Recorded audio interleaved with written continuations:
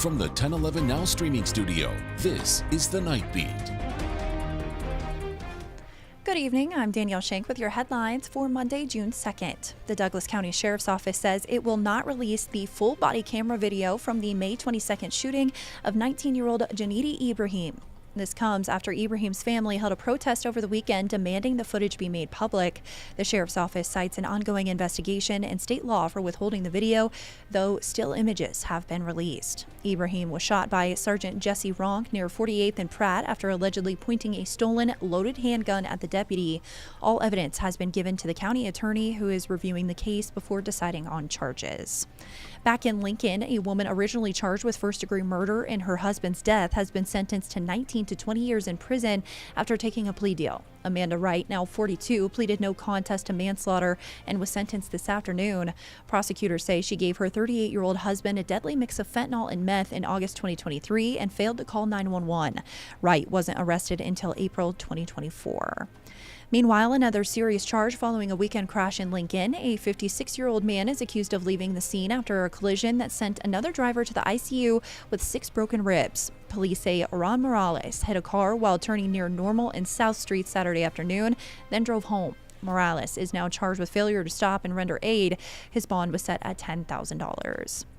And a 36-year-old Arizona man is in a Nebraska jail after state troopers found over 20 pounds of suspected fentanyl pills and 5 pounds of meth during a traffic stop Friday. Thomas Henry was pulled over for speeding near York, and a canine made the discovery.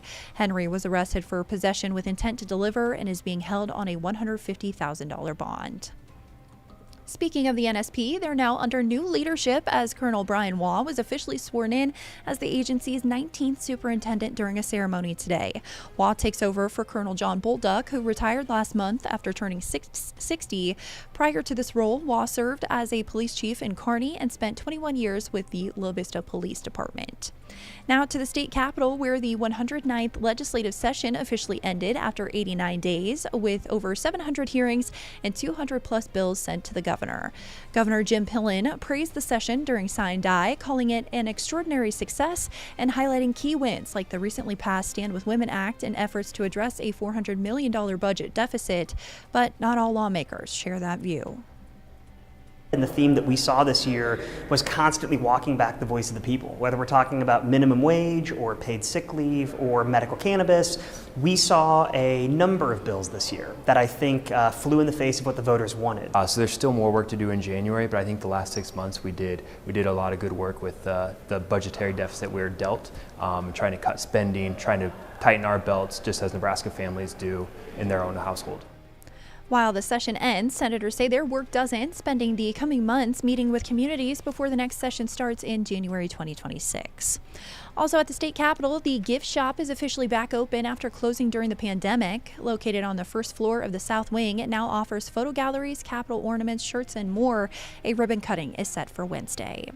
Switching gears, Pride Month is underway as LGBTQ plus Nebraskans navigate a time filled with political tension. From proposed changes to Title IX to national cuts in DEI programs.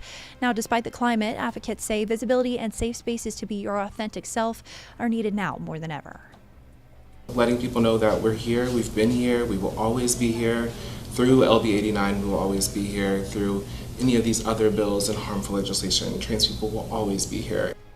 The nonprofit recently unveiled a new lavender logo, a nod to LGBTQ plus history and a symbol of standing strong in Nebraska. Lastly, in sports, Husker legend Nebraska Sue is one of 79 players on the 2026 College Football Hall of Fame ballot, earning the nod in his first year of eligibility. Sue played for the Huskers from 2005 to 2009, finishing as one of the most decorated defensive players in program history. If selected, he would join 20 former Husker players and 7 coaches already in the Hall. Inductees will be announced early next year. Rounding out your night beat is a check of the 7-day forecast.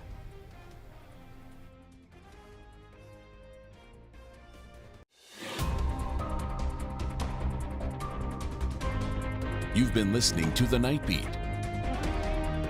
Watch, listen, and stream on the 1011 app on YouTube or wherever you get your podcasts.